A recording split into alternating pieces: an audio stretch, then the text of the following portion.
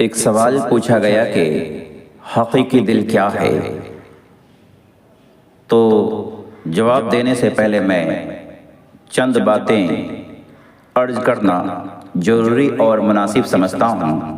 وہ یہ ہے کہ احسان عظیم ہے ہمارے پیر و مرشد کا، حضور خواجہ غازی خیر الاسلام سقادری الچشتی افتخاری الحسنی والحسینی سرکار غازی پیر زندہ نوازی عفیف انہوں کا بہت بڑا احسان عظیم ہے کہ انہوں نے اس بندے خاکسار کو اپنی قربت میں رکھا، تعلیم تربیت دیے، رشد و ہدایت دیے، اور اللہ رسول کے نور سے میرے دل کو، میرے روح کو، میرے خیال کو نور سے آراستہ پیراستہ مزین کیے اور کر کے آپ لوگوں کے سامنے پیش کر دیے تاکہ میں آپ لوگوں کے سوال کا میں جواب دے سکوں۔ یہ ان کا احسان عظیم ہے۔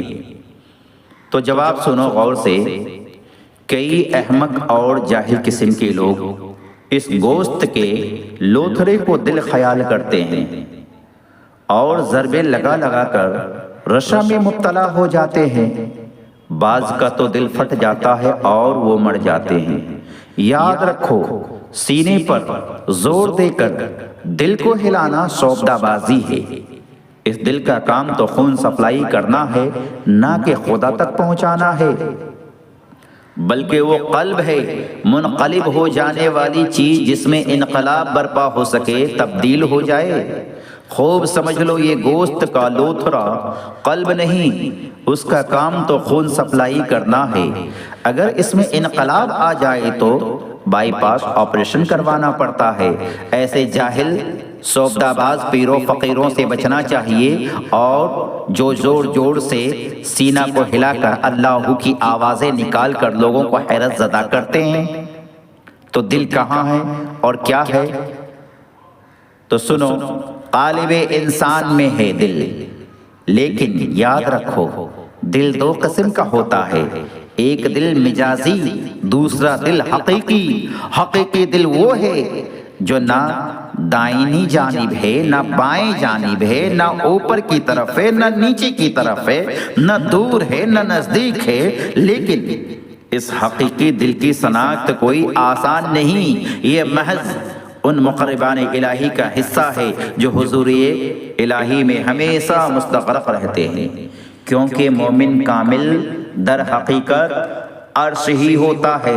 قلب المومنین عرش اللہ تعالی، یعنی مومن کا دل اللہ کا عرش ہے۔ روایت میں آتا ہے کہ خدا تعالیٰ نے حضرت موسیٰ علیہ السلام کی طرف وحی بھیجی کہ میں نے اپنے بندے کے ذوق میں ایک ایسا گھر بنایا ہے اور اس کا نام عرش اللہ رکھا ہے، یعنی دل نام رکھا ہے۔